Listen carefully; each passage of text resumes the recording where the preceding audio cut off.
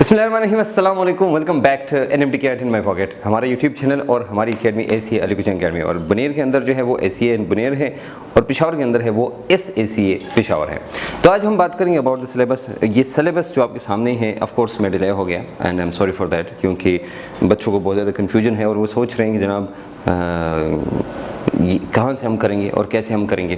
तो कुछ लोग ऐसे हैं जिनको सिलेबस का नहीं पता, उन्होंने और भी लोगों को कंफ्यूज किया, क्योंकि उनको ये नहीं पता भाई कि जो टॉपिक्स है वो कैसे लर्निंग ऑब्जेक्टिव्स के साथ उनको मैच किया जाता है, या अगर यहाँ पर कोई चीज़ है तो उसको इसके साथ कैसे जोड़ा जाता है। तो anyways today I am here to talk about that. इससे पहले मैं बताना चाहूँगा बहने जनाब, ये मेरा 11वां 12वां साल है कि मैं इंटरेस्ट पढ़ा रहा हूँ और पाकिस्तान के ऑलमोस्ट हर एक प्रेस्टीजियस इंस्टीट्यूट में मैंने पढ़ाया है। तो मुझे ये पता है कि भाई एमडी कैट का सिलेबस क्या है, नम्स का, एफएमडीसी का, और I am the first person के जो कैपी कैम है, जो स्टूडेंट्स को बताता रहा भाई एफएमडीसी में आप अप्लाई करें, नम्स में आप अप्लाई करें, आगा खान में अप्लाई करें। यहाँ पर अवेयरनेस की बहुत कमी थी एंड आप देखिए तो 2-3 साल पहले जब मैंने ये यूट्यूब चैनल शुरू किया तो उसी वक्त मैंने ये शुरू किया जनाब कि आप इधर अप्लाई करना शुरू करें। तो इसलिए I am well aware of any syllabus को कैसे एक्सप्लेन किया जाता है। तो आज चलो बात करते हैं। अच्छा, पहले मैं चैप्टर्स की बात करूँगा। तो यहाँ पर चैप्टर्स हैं, गौर से देखिएगा। तो चैप्टर्स आपको मिलेंगे अल्काइल हैलाइड के बाद जो आपको चैप्टर मिलेगा वो है macromolecule, and macromolecule is the last one. तो आपको 11, 12, 13, 14, 15, 16, 17, 18, 19 एंड दैट इज़ 19 चैप्टर्स। इसका मतलब है कि बीच में 5 चैप्टर्स हमारे नहीं है। कितने? 5 चैप्टर्स। तो 5 चैप्टर्स के बारे में बताना चाहूँगा कि वो 5 चैप्टर्स कौन से हैं और कैसे नहीं है और क्यों नहीं है। चैप्टर्स एक्सक्लूड है लेकिन उनके टॉपिक्स इंक्लूड है, मतलब कुछ और चैप्टर्स के अंदर इंक्लूड हो गए हैं, और क्यों हो गए हैं उसके बारे में भी बात करेंगे। तो सबसे पहले बात करेंगे जनाब कि एक चैप्टर है जो कि है एसिड बेसिस, एसिड्स हैं, बेसिस एंड सॉल्ट्स। ये एक चैप्टर का नाम है और आई am damn sure you all know about this one. दूसरा है सोल्यूशन, ये एक लंबा चैप्टर है। तीसरी की बात करेंगे जनाब जो इंडस्ट्रियल केमिस्ट्री है। फोर्थ की बात करेंगे एनवायरमेंटल केमिस्ट्री है। 5th की बात करेंगे बायोकेमिस्ट्री है, और 6th की बात करेंगे स्पेक्ट्रोस्कोपी असल में इसको कहते हैं, लेकिन स्पेक्ट्रो सिंपली आप कहते हैं इसको। अब ये 6 चैप्टर हैं कि ये 6 चैप्टर्स एक्सक्लूड है। एक्सक्लूड का मतलब ये है कि इनको निकाला गया है, लेकिन जो एसिड बेसिस एंड सॉल्ट्स है ये केमिकल इक्विलिब्रियम के साथ है। होता ये है, याद रखना कि जब कोई एक दो रिएक्टेंट्स मिलते हैं, एक और प्रोडक्ट मिलती है, या एक प्रोडक्ट है जो आपको रिएक्टेंट देता है और वो इक्विलिब्रियम में होता है, तो उसको हम कहते हैं केमिकल इक्विलिब्रियम। कैसे? इसे जैसे ये एक रिएक्शन है, आप इसको रिएक्शन को देखेंगे तो ये, बल्कि मैं इधर लिखता हूँ कि आप कंफ्यूज ना हो।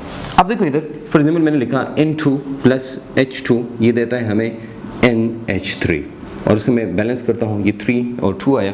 तो अब इसको मैं कहूँगा केमिकल इक्विलिब्रियम। लेकिन अगर आपने ऐसी कोई चीज़ ली जो CH3 COOH है, इसको पानी में डालेंगे तो ये आपको देगा CH3 COO- + H+, यानी 2 आयंस बने हैं, तो इसको आयनिक इक्विलिब्रियम कहते हैं, इसको केमिकल इक्विलिब्रियम कहते हैं।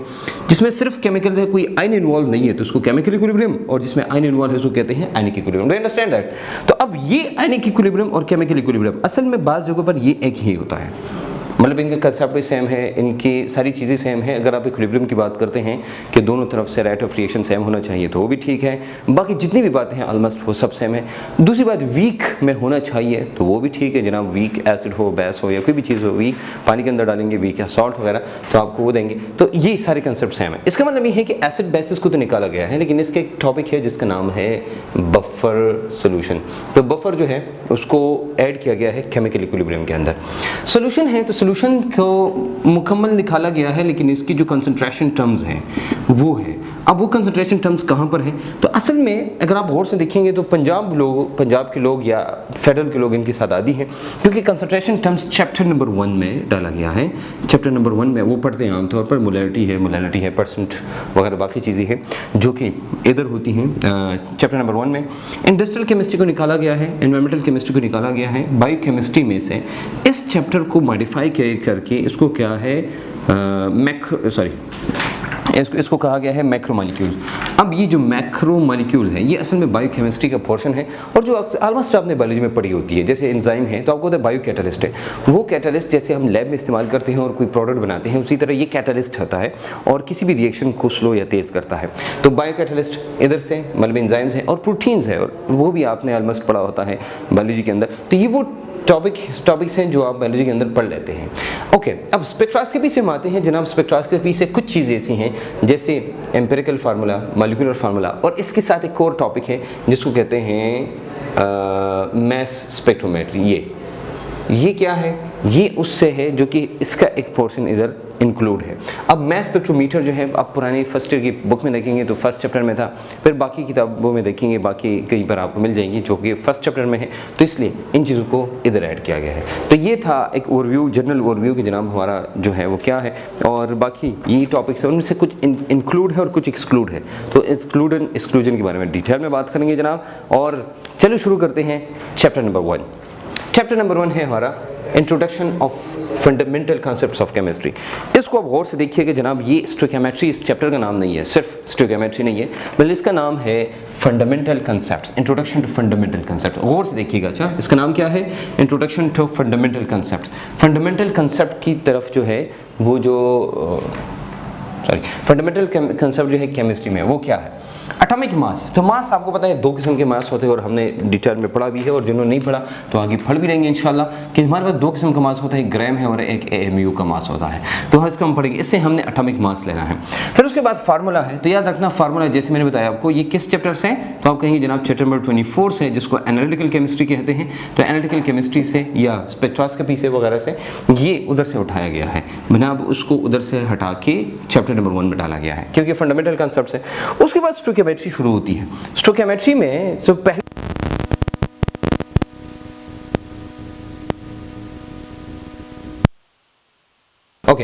स्टोइकोमेट्री जो उसकी बात शुरू होती है फंडामेंटल कॉन्सेप्ट्स के बाद, उसमें मोल है तो जैसे मास दिया होता है, मास से आपने कन्वर्ट करना है, मोल मालूम करने हैं, उससे फिर मालूम करना है नंबर ऑफ पार्टिकल। मास को जब डिवाइड करते हैं मोलर मास पे तो आपको मोल मिलता है। ठीक है, अगर आपको ये समझ नहीं आती तो फिर आप समझ जाएंगे, लेकिन मास है उसको नंबर ऑफ मोलर मास पे डिवाइड करें तो नंबर ऑफ मोल आते हैं, और फिर मोल को मल्टीप्लाई करें Na के साथ, अवोगाड्रो नंबर के साथ, Na अवोगाड्रो नंबर जो कि है 6.02 × 10⁻23, ये इसके साथ मल्टीप्लाई करेंगे तो नंबर ऑफ पार्टिकल्स आएंगे।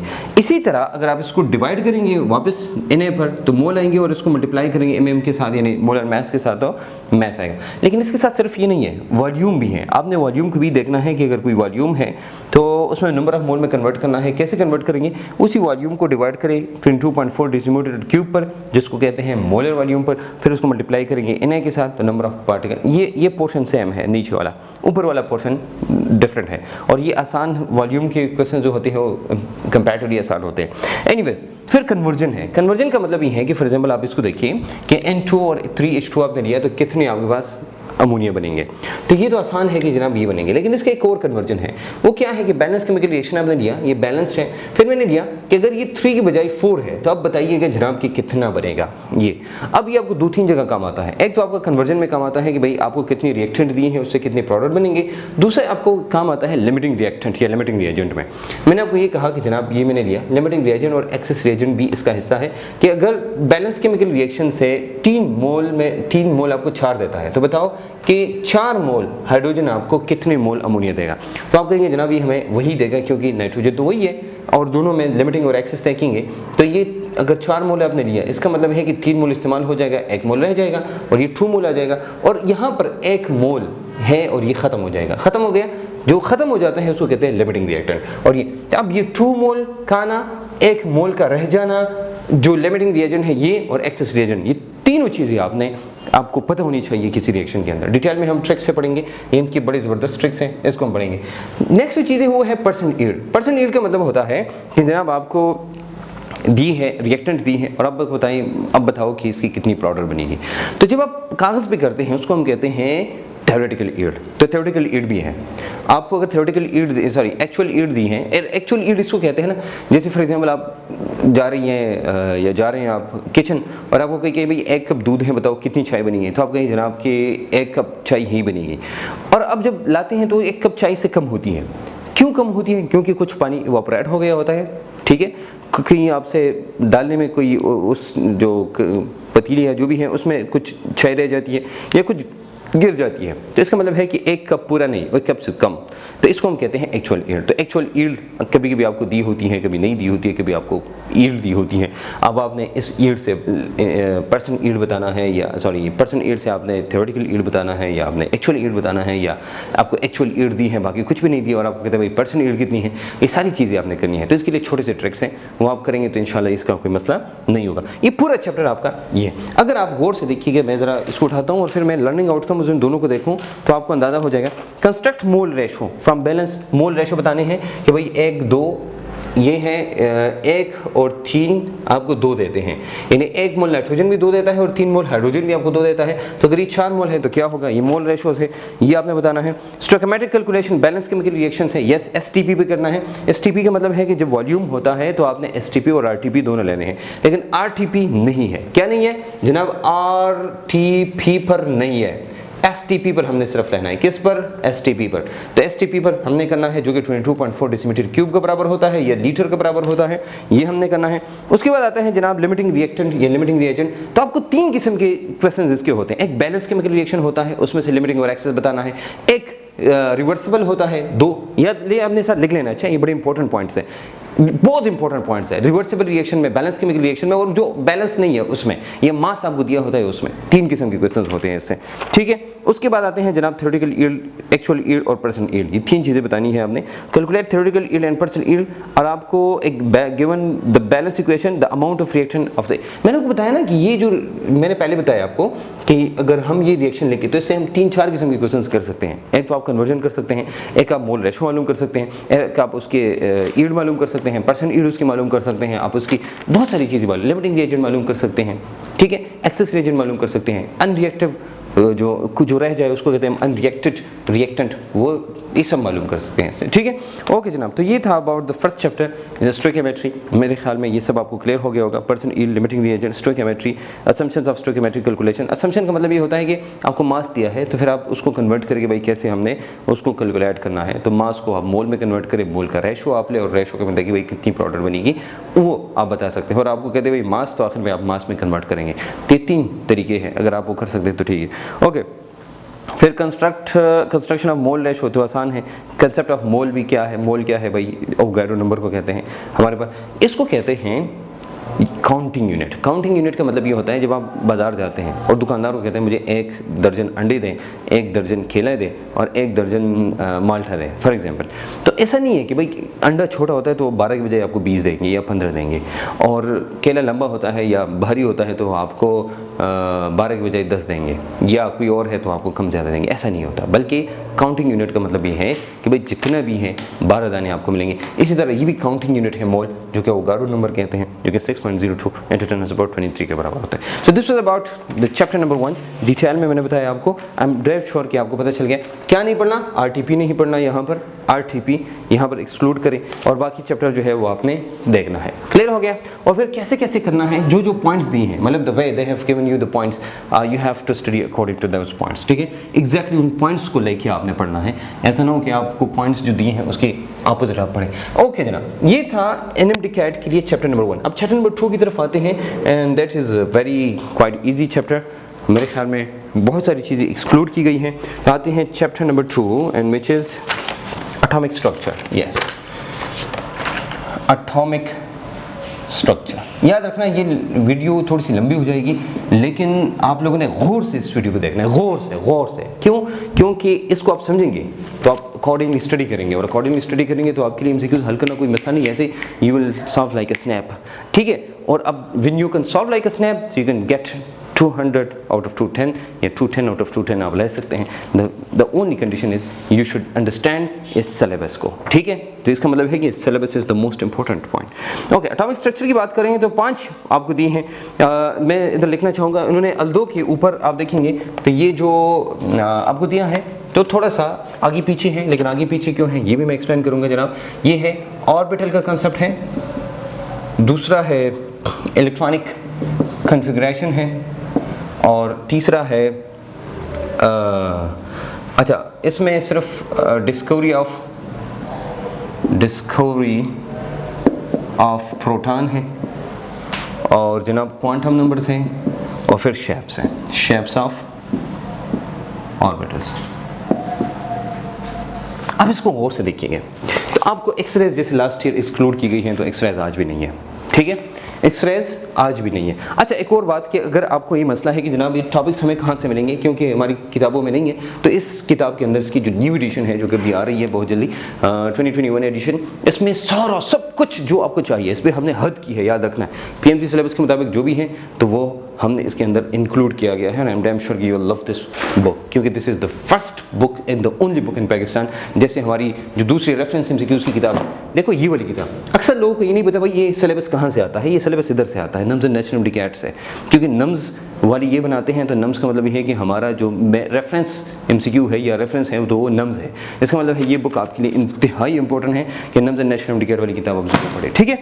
ओके जनाब, अब हम आते हैं, हमने तो पिछले साल किताब लिखी थी, सिलेबस अभी है नहीं था, तो इसका मतलब ये है कि you should understand this syllabus very well. Okay जनाब, अब इसके बाद बात करेंगे, तो ये है हमारे पास। अब लर्निंग ऑब्जेक्टिव्स को या लर्निंग आउटकम्स को आएंगे, तो पहला उन्होंने साफ साफ दिया है भाई, डिस्कवरी ऑफ प्रोटॉन करें, discovery of electron, discovery of neutron, discovery of nucleus, बाकी रदरफोर्ड मॉडल, ये सारी चीज़ें नहीं है, सिर्फ और सिर्फ प्रोटॉन को पढ़ेंगे। दूसरा है photon as a unit of radiation energy. वाह, ये क्वांटम थ्योरी आपने पढ़ी होगी, जिसमें फोटॉन आप इस्तेमाल करते हैं। हम कहते हैं भाई जब रेडिएशन होती है तो उसको हम क्वांटम कहते हैं, और अगर वो लाइट है तो उसको फोटॉन कहते हैं, तो ये आपने पढ़ना है। फिर उसके बाद ऑर्बिटल है। ऑर्बिटल क्या है? ऑर्बिटल वो जगह है जहाँ पर इलेक्ट्रॉन पाए जाते हैं। फॉर एग्जाम्पल ये एक न्यूक्लियस है ना, तो इसके इर्द गिर्द ऐसे इलेक्ट्रॉन जाता है, तो हम इसको कहते हैं भाई इसका ऑर्बिटल है, तो हम कहते हैं the probability of electrons is maximum. तो ये है, ये हो गया पहला। उसके बाद आता है distinguish among principal energy level, मतलब ये शेल क्या चीज़ है, फिर उसके बाद सब शेल क्या है, फिर उसके बाद जनाब एटॉमिक ऑर्बिटल क्या होता है, ऑर्बिटल ये आप लें, तो इसका मतलब है इसको हम कहते हैं ऑर्बिट, सब ऑर्बिट, या इसको हम एक और नाम कहते हैं जिसको कहते हैं एनर्जी लेवल। एनर्जी लेवल मैं गंदा गंदा लिख रहा हूँ, लेकिन चूंकि टाइम ज़्यादा लगेगा इसलिए मैं, तो एनर्जी लेवल और सब एनर्जी लेवल, सब शेल को सब एनर्जी लेवल कहते हैं। फिर उसके अंदर ऑर्बिटल। इसका मतलब है कि पूरा स्ट्रक्चर ऑफ द न्यूक्लियस आपने पढ़ना है कि भाई न्यूक्लियस जो है, सॉरी एटम जो है, एटम के अंदर क्या होता है, एक न्यूक्लियस होता है, उसके बाद शेल होते हैं, शेल के अंदर सब शेल होते हैं, सब शेल के अंदर ऑर्बिटल होते हैं, ऑर्बिटल के अंदर इलेक्ट्रॉन होते हैं, और हर ऑर्बिटल के अंदर दो दो इलेक्ट्रॉन होते हैं। फिर उसकी शेप कैसी होती है? शेप का मतलब ये है कि भाई ये गोल है, स्फेरिकल है, ये डम्बल शेप है, ये डबल डम्बल है। फिर उसके बाद डी है, तो उसके डी में डी जी स्क्वायर होता है, जो कि ये थोड़ा सा कम होता है। ये क्यों होता है? ये सारी चीजें आपने पढ़नी है। ये सुखड़ क्यों गया है, तो ये सारी चीजें आपने पढ़नी है यहाँ पर। उसके बाद आते हैं इलेक्ट्रॉनिक कन्फिग्रेशन। तो इलेक्ट्रॉनिक कन्फिग्रेशन में देखिए 3 रूल्स हैं जिससे आप इलेक्ट्रॉनिक कन्फिग्रेशन करते हैं, जिसमें अफबाउ प्रिंसिपल है, पॉलीज एक्सक्लूजन प्रिंसिपल है, और यस, तो ये तीनों रूल जो हैं, Hund's rule, Pauli's exclusion principle और अफबाउ प्रिंसिपल, तीनों आपने डिटेल में पढ़ने हैं, ऐसे कि MCQ आ सकता है। और फिर किसी के भी इलेक्ट्रॉनिक कन्फिग्रेशन कैसे, यहाँ पर एक पॉइंट ऐड करना चाहूँगा। इलेक्ट्रॉनिक कन्फिग्रेशन चूँकि यहाँ सिर्फ नहीं है, ये जो क्वेश्चन है ना, ये वाला, ये गौर से देखना। अच्छा, ये बड़ा इंपॉर्टेंट पॉइंट है। इलेक्ट्रॉनिक कन्फिग्रेशन जो है, ये चैप्टर नंबर 2 जो यहाँ पर है, chapter number S and P block है, चैप्टर नंबर D ब्लॉक है, यानी जिसको ट्रांजिशन एलिमेंट्स कहते हैं, तीनों चैप्टर्स में से ये है। तो अगर MCQ आता है तो कहीं से भी आ सकता है। फॉर एग्जाम्पल मैं आपको कहूँ कि यार कॉपर एंड क्रोमियम जो है, ये एक्सेप्शनल केसेस है, तो ये अक्सर आते हैं। या उसके बाद आपको आता है जिंक का, ये जो टोटल है या बिल्कुल नहीं है, या स्कैंडियम +3 है वगैरह वगैरह, जिसमें डी में बिल्कुल इलेक्ट्रॉन नहीं होते या डी फुल होता है। यह आपको बताते हैं भाई कॉपर और क्रोमियम, जिसका एक्सेप्शनल केस होता है कि भाई एस से इलेक्ट्रॉन मूव करता है कहाँ पर, ये जाता है डी में, तो चलिए हाँ डी में, तो क्रोमियम में और कॉपर में ये होता है। तो क्यों होता है फिर आपको पता होना चाहिए ये सारी चीज़ें। नेक्स्ट आते हैं right electronic configuration of atoms. Atoms की इलेक्ट्रॉनिक कन्फिग्रेशन, फॉर एग्जांपल आपको दिया ना कि which of the following is the correct electronic configuration of copper, या which of the following is the correct electronic configuration of vanadium, या which of the following is the correct of scandium +3, या जो भी है वो आपको दिए। तो इसकी एक छोटी सी ट्रिक है, and you should must know this short trick and this trick, ये आपको जरूर पता होना चाहिए, क्योंकि मेरा ट्रिक एक दफ़ा सीखने में थोड़ा सा मुश्किल होता है, लेकिन एक दफ़ा सीखेंगे पूरी ज़िंदगी आप बूढ़े हो जाएंगे, लेकिन आप भूलेंगे नहीं। और आप PhD भी करेंगे तो आपकी काम हो मेरी केमिस्ट्री आएंगी। और मैंने बहुत सारे ऐसे स्टूडेंट्स हैं जो कि BS और MS और PhD में हैं, मुझे कहते सर आपकी केमिस्ट्री अब भी हमें याद आती है और आपकी केमिस्ट्री अब भी हमारे काम आती है। तो एनीवेज ये था चैप्टर नंबर 2। अब आते हैं जनाब चैप्टर नंबर 3 की तरफ। ये था चैप्टर नंबर 2। मेरे ख्याल में डिटेल में मैंने बताया क्या क्या करना है, बाकी जितनी भी चीज़ें हैं वो सारी आपने एक्सक्लूड करनी है। अच्छा, यहाँ पर बोहर एटॉमिक मॉडल है, तो अगर आप देखें तो आप इसमें बोहर एटॉमिक मॉडल भी देख सकते हैं कि इलेक्ट्रॉन होता है वो मूव करता है तो फिक्स ऑर्बिटल में होता है, फिक्स ऑर्बिट में और फिर से आगे पीछे जाता है तो क्या होता है वो। अच्छा, एक इसमें quantum number, shapes, discovery, electronic information ये दिए हैं। एक और चीज़ है जिसको रेडिएशन एनर्जी दी है और बाकी चीज़ें हैं, तो इसके लिए आप स्पेक्ट्रम को देखिए। क्या देखें? स्पेक्ट्रम। स्पेक्ट्रम का मतलब ये होता है कि भाई इलेक्ट्रॉन जो है वो दो स्पेक्ट्रम होते हैं, atomic spectrum and line spectrum. Line spectrum ये जो बारिश होती है उसके बाद आपको एक वो नज़र आता है रैम्बो, तो वो कहते हैं उसको कहते हैं कंटिन्यूस स्पेक्ट्रम। लाइन स्पेक्ट्रम वो है जो एटम से निकलता है, वो क्यों है तो हम उधर पढ़ेंगे। फिर उसके बाद आपके पास बाल्मर सीरीज़ है, लाइमन सीरीज़ है, पास्टन सीरीज़ है, ब्रैकेट सीरीज़ है, पी फंड या कहते हैं उसको, ये सीरीज़ है। ये सारी चीज़ें आपने पढ़नी है कहाँ पर? वहाँ पर। अगर आप वैसे भी फिजिक्स में पढ़ेंगे तो आप इधर भी पढ़ सकते हैं, उधर भी आप पढ़ सकते हैं, तो ये रेडिएशन वाली बात उधर क्लियर हो जाएगी। एनीवेज, तो बोहर एटॉमिक मॉडल, रेडिएशन, और फिर आपने गौर करना है जनाब एटम पर। एटम में ऑर्बिटल है तो उससे पहले आपने shell, subshell, orbital, electronic information, discovery में सिर्फ ये है। क्वांटम नंबर, ये क्वांटम है। अच्छा, क्वांटम नंबर डिटेल में पढ़ने हैं चारों के चारों, कि मतलब ये कि कौन सा क्वांटम नंबर है, उसका मतलब क्या है, या कौन सा क्वांटम नंबर हमें क्या बताता है, तो वो भी आपने पढ़ना है। 2 चैप्टर हो गए डिटेल के अंदर। अब आते हैं जनाब नेक्स्ट चैप्टर की तरफ, और वो चैप्टर नंबर 3 है। यहाँ पर चैप्टर नंबर 3 गैसेस हैं और हमारा चैप्टर नंबर 3 है केमिकल बॉन्डिंग या थ्योरीज ऑफ केमिकल बॉन्डिंग। तो याद रखना हम वो चैप्टर नंबर 10 में पढ़ेंगे। यहाँ पर चैप्टर नंबर 3 है हमारा है चैप्टर नंबर 3 गैसेस। गैसेस से बहुत सारी चीज़ें एक्सक्लूड हो गई है, बहुत सारी चीज़ें। पहले हम बात करेंगे जनाब कि क्या है इसमें प्रॉपर्टीज़ क्या होती है जनाब, इसकी प्रॉपर्टीज़ क्या है। तो सबसे पहला पॉइंट क्या है कि आपको पता होना चाहिए भाई पीरियड टेबल के अंदर मेटल नॉन मेटल कौन से होते हैं। तो आपको मेरे ट्रिक्स याद होंगी जनाब चोन्स का। तो अगर कोई आपसे बताई चोन्स है, सॉरी, या अगर आपको स्पंज का बताए स्पंज ये बताया, या चोन्स पी वगैरह ऐसे बताया स्पंज है, या इसको उल्टा किया ना तो समझो कि भाई ये मेरा ही है, एक्स है, एन जी है। तो जनाब ये क्या है, ये मेरे ट्रिक्स है जिससे आप नॉन मेटल बता सकते हैं। अब ये तमाम नॉन मेटल्स है, तो गैसेस हमेशा नॉन मेटल होते हैं। गैसेस में कभी भी मेटल नहीं है, कभी भी मेटलॉइड नहीं है। तो सबसे पहले ये प्रॉपर्टीज़ है। फिर उसके बाद इसको आप कंप्रेस कर सकते हैं, एक्सपैंड कर सकते हैं, बहुत सारी और चीज़ें हैं जो आप कर सकते हैं। वो क्या है, that is actually from the gases chapter. Okay, diffusion वगैरह ये सारी प्रॉपर्टीज़ हैं जो आपने पढ़नी है। फिर लॉज है, 3 लॉज है जो कि डिटेल में पढ़ने हैं। आपको पता है जनाब लॉज क्या है, गैस लॉज हमारे पास क्या है, गैस के लॉज होते हैं, गैस के लॉज। और कौन कौन से लॉ है जनाब, एक है बॉयल्स लॉ, चार्ल्स लॉ और अवोगाड्रो लॉ। तो बॉयल्स लॉ, चार्ल्स लॉ और अवोगाड्रो लॉ को पढ़ना है आपने, और साथ में फिर आपने जनरल गैस इक्वेशन जिसको आइडियल गैस इक्वेशन भी कहते हैं, और जिसको हम कहते हैं PV = nRT, ये डिटेल में पढ़ना है। और कैनेटिक मॉलिक्यूलर थ्योरी KMT ये आप डिटेल में पढ़े, और आइडियल गैस इक्वेशन। अच्छा, एक और बात बताना चाहूँगा, लास्ट चैप्टर में मैं एक चीज़ भूल गया था, वो ये है कि तमाम जो कैलकुलेशंस हैं वो नहीं है न्यू बुक के अंदर, जितनी भी चीज़ें हैं वो नहीं है। ओल्ड किताब में भी जो चीज़ें हैं जैसे कैलकुलेशंस हैं तो आपको नहीं पढ़नी है, सिर्फ आपको पता होना चाहिए भाई कि इसकी क्या है। तो E=H या बाकी जितनी भी इक्वेशंस हैं तो फाइनल इक्वेशन आपको पता होनी चाहिए। जैसे हमने क्लास में सभी चीज़ों को एक्सक्लूड किया था, जो हमारे स्टूडेंट हैं उनको पता है, जिनको नहीं पता उनके लिए है भाई कैलकुलेशंस नहीं करनी, फाइनल इक्वेशन आपको पता होना चाहिए। ठीक है, ओके जनाब। अब आते हैं list of postulates, postulate of kinetic molecular theory, मतलब KMT की जितनी भी पोस्टुलेट्स है वो आपको पता होनी चाहिए।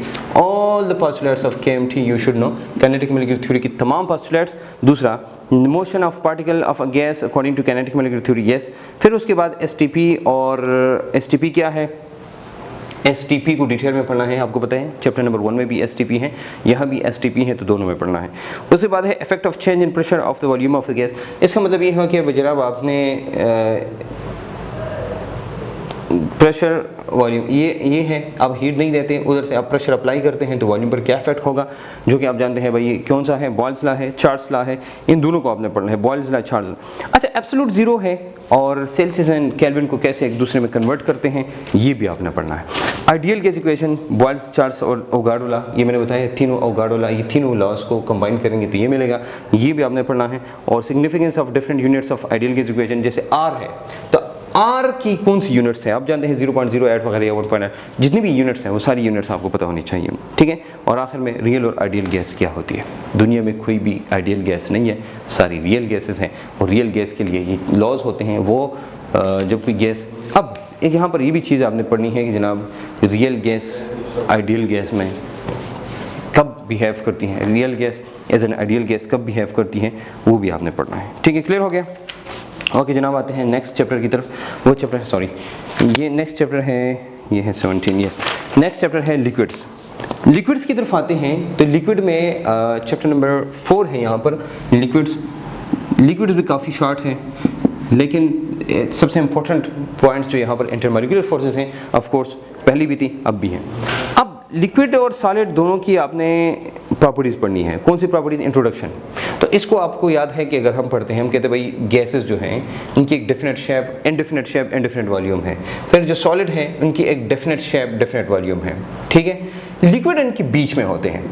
तो ये प्रॉपर्टीज आप चैप्टर नंबर 1 में पढ़ेंगे, स्टैट्स ऑफ मैटर में, उन सबको कंपेयर करेंगे। ये जो टीचर्स हैं उनके लिए स्पेशली आप लोग चैप्टर नंबर जो गैसेस का पहले चैप्टर है, तो स्टैट्स ऑफ मैटर के पहले चैप्टर में ही इन तीनों को कंपेयर करें। बताइएगा जनाब, ये सब के लिए, टीचर्स के लिए स्पेशली, कि जनाब गैसेस जो है वो दूर होते हैं, सॉलिड साथ में होते हैं, और बीच में बिल्कुल क्या होते हैं, लिक्विड्स होते हैं, जो साथ में भी होते हैं और जा भी सकते हैं।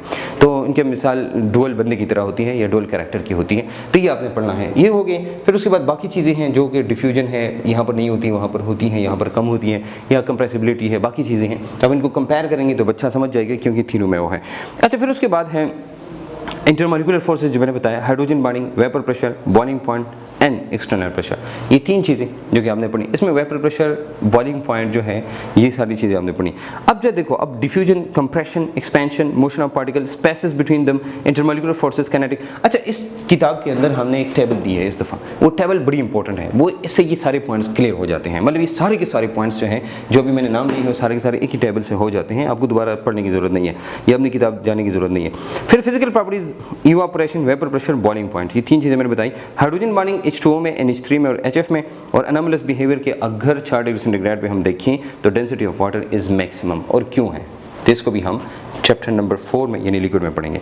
सॉलिड की तरफ आते हैं जनाब, तो सॉलिड्स का चैप्टर बड़ा सॉलिड है, और सॉलिड के चैप्टर में आप देखेंगे। अच्छा, सॉलिड के अंदर बहुत सारी चीज़ें जो मुश्किल चीज़ें हैं वो एक्सक्लूड है। जैसे हम पहले क्यूब्स पढ़ते थे डिटेल में, तो क्यूब्स नहीं पढ़ने आपने। ये देखो उन्होंने बताया है भाई, आपने क्या पढ़ना है, सिंपल सी बात। पहली बात इंट्रोडक्शन जो मैंने बताई, ये 3 चीज़ें ये हैं। फिर उसके बाद टाइप्स ऑफ सॉलिड्स, तो आपको पता है 2 किस्म के टाइप्स होते हैं, एक क्रिस्टलाइन सॉलिड होता है और दूसरा अमॉर्फस सॉलिड होता है। तो ये दोनों चीज़ें आपने डिटेल में पढ़नी है। फिर टाइप्स ऑफ सॉलिड्स हैं, तो आयनिक मॉलिक्यूलर सॉलिड होते हैं। पहले हम कोवेलेंट भी पढ़ते थे, मेटालिक भी पढ़ते थे। जनाब उन्होंने बताया भाई टाइप्स ऑफ सॉलिड्स में आपने पढ़ना है, सॉरी आयनिक्स और मॉलिक्यूलर सॉलिड्स पढ़ने हैं ये 2, और क्रिस्टल लैटिस आखिर में। तो डिटेल में आएंगे। उन्होंने बताया भाई describe crystal line solids, name 3 factors that affect the shape of ionic crystal, और फिर give a brief description of ionic and molecular brief description of ionic and molecular solid, describe crystal lattice और lattice energy. ये जनाब आखिरी है। अब इन सब का मतलब क्या है, इन सब का मतलब मैं बताऊंगा जनाब। इसका मतलब ये है कि ये चैप्टर आप पढ़ें और आप क्यूब्स को एक्सक्लूड करें। किसको? क्यूब्स को। बाकी चीज़ों को आप पढ़ सकते हैं। अच्छा, आइसोमॉर्फिज्म है, पॉलीमॉर्फिज्म है, तो कभी लोग कहते हैं भाई पढ़े ना पढ़े, हाँ जी पढ़े, कोई मसला नहीं हो, आप पढ़ सकते हैं। अब 2 की यहाँ पर वो नहीं है, लेकिन उससे ये होगा कि ट्रांजिशन टेम्परेचर, ये बाकी जो चीज़ का MCQ आता है तो आप कर सकते हैं। अच्छा, जो उन्होंने अभी पेपर दिया है तो उसमें कुछ आउट ऑफ कोर्स MCQs हैं जो कि PMC ने दी है, लेकिन वो PMC का मसला है, हमारा मसला नहीं है। अच्छा, अब आते हैं जनाब चैप्टर नंबर 6 की तरफ, जो है केमिकल इक्विलिब्रियम। अब देखो मैं बहुत तेज़ जा रहा हूँ, लेकिन आई एम श्योर कि आप लोग समझ गए होंगे। और कहीं पर मसला है तो you may write always and always to me in the comments below. Comment में आप बेशक लिख सकते हैं, किसी भी टाइम कुछ भी लिख सकते हैं, मैं उसका जवाब इंशाल्लाह कोशिश करूंगा आपको दे दूं। मैं नहीं तो मेरा अकाउंटेंट आपको जवाब देगा, लेकिन आपको जवाब मिलेगा। वो अक्सर मुझसे पूछते हैं कि सर फलानी ये पूछा, फलानी ये पूछा, तो देन भी आंसर दैट। अच्छा, अब केमिकल इक्विलिब्रियम की तरफ आते हैं जनाब। रिएक्शंस जो हैं, ऑफ कोर्स 2 किस्म की रिएक्शन होते हैं, रिवर्सिबल एंड इरिवर्सिबल। अच्छा, अगर आप किसी के पास केमिस्ट्री में पॉकेट है तो इसमें हमने कुछ बड़ा इंपॉर्टेंट, इसमें बहुत ही इंपॉर्टेंट एक टॉपिक है शुरू में, कि वो कौन सी रिएक्शंस है जो इक्विलिब्रियम को फॉलो नहीं करते। उसके अलावा जितनी भी रिएक्शन सब इक्विलिब्रियम को फॉलो करते हैं। इसमें ये बहुत ही इंपॉर्टेंट टाइप की टॉप पॉइंट है, बहुत इंपॉर्टेंट पॉइंट है। इस पॉइंट को समझेंगे ना तो समझो कि आपके तमाम इक्विलिब्रियम के पॉइंट्स हो गए। जैसे प्रेसिपिटेशन रिएक्शन है वो कभी नहीं फॉलो करता, एसिड बेस रिएक्शन नहीं करता, रेडॉक्स नहीं करता, ऑक्सीडेशन नहीं करता, वगैरह वगैरह बहुत सारी चीज़ें। तो आप केमिस्ट्री में पॉकेट जरूर देखिए इसके लिए। अच्छा, ये पहला पॉइंट है। दूसरा पॉइंट है जनाब स्टेट ऑफ इक्विलिब्रियम, ठीक है। इसके बाद आपने स्टेट बतानी है और उसके साथ ग्राफ होते हैं, तो ग्राफ आपको पता होना चाहिए जनाब कौन सा ग्राफ ठीक है कौन सा ग्राफ ठीक नहीं है। एप्लीकेशंस इक्विलिब्रियम कांस्टेंट के, सॉल्युबिलिटी प्रोडक्ट है, ले चैटेलियर प्रिंसिपल है, synthesis of ammonia hyper process उसी का है, कॉमन एन इफेक्ट है, बफर सॉल्यूशन है, इक्विलिब्रियम ऑफ स्लाइटली सॉल्युबल। अब देखिए ये पॉइंट्स हैं, तो इसमें अब मैं इधर लिखना चाहूँगा वो क्या है, स्टैट्स मैंने बताई और फिर एप्लीकेशंस हैं, क्या है एप्लीकेशंस। अब एप्लीकेशंस में आप देखिए, अच्छा गैसेस हमने पढ़ा तो हमने देखा डाल्टन्स थ्योरी हमने नहीं पढ़ी, डिफ्यूजन वाली हमने नहीं पढ़ी, बहुत सारी चीज़ें हमने डिफ्यूजन वाली जो थ्योरी